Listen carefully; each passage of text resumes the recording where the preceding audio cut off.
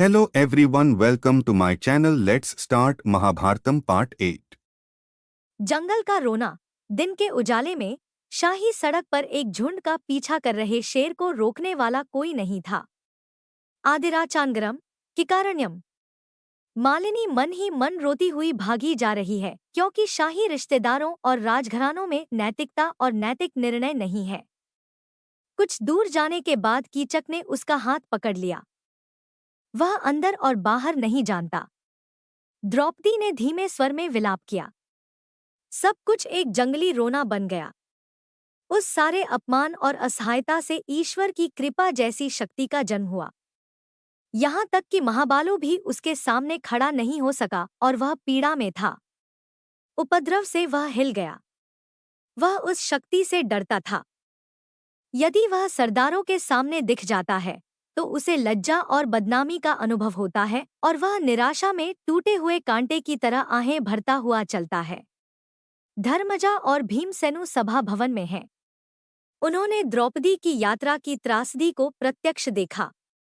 वला की आंखें भयंकर क्रोध से जल उठीं। उनकी मुट्ठियां ब्रह्मांड बंद को कुचलने की ऐसी उत्कंठा दिखा रही हैं।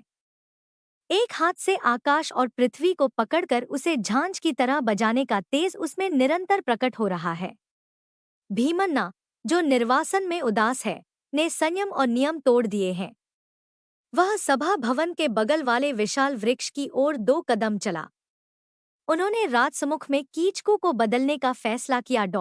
यह राजा जो सिंह के बल से राज्य चलाता है, उसके विरुद्ध क्या कह सकता है?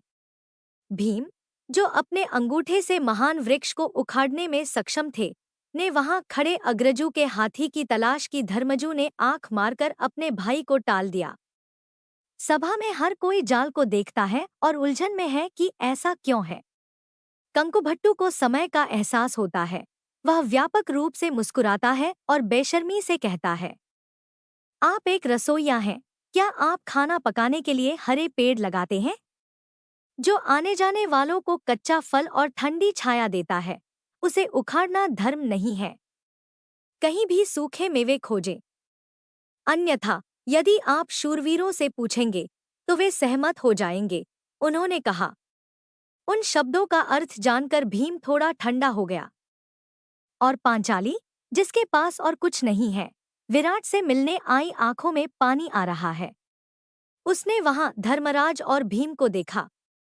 उन्होंने राजा और पार्षदों को धीरा गंभीर स्वरम कहकर संबोधित किया।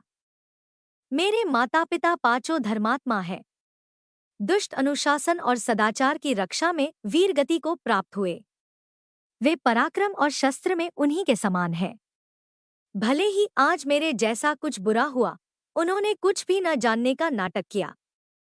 और अगर मैं, जिसके पास इतने सारे अंडाशय हैं, इस पद पर हूँ, तो इस राज्य में सामान्य महिलाओं का भाग्य क्या होगा? क्या हम इस जमीन पर सम्मान के साथ चल सकते हैं? क्या इन परिषदों में से किसी की दुष्टता के कारण उसे रोना नहीं पड़ा? मत्स्यदेश के शासक विराट महीपति एक कर्तव्यनिष्ठ व्यक्ति थे। यह मेरा दुर्भाग्य है कि बड़ों को भी चिचाकू का दुर्व्यवहार नजर नहीं आता। उसकी आवाज भर्रा गई। बैठक खत्म हो गई थी। उसने चुपचाप सिर झुका लिया। विराट को द्रौपदी की हालत पर दया आ गई। उसमें शेर को चेतावनी देने का साहस नहीं था। एक साधारण दासी, जो भरे स्नान में भी बहादुरी से राजा के सामने खड़ी रही, क्रोधित नहीं हुई। विराट ने सिंहबल को कोमल डांट फटकार और प्रसन्न वाणी से विदा कर दिया। कीचक दबे हुए क्रोध के साथ और क्रोध से चिल्लाता हुआ अपने निवास स्थान की ओर चला गया। हॉल से नीचे जाते समय उसने लापरवाही से अपना सिर घुमाया और द्रौपदी की ओर ध्यान से देखा। उसने बिल्कुल भी निशाना नहीं लगाया।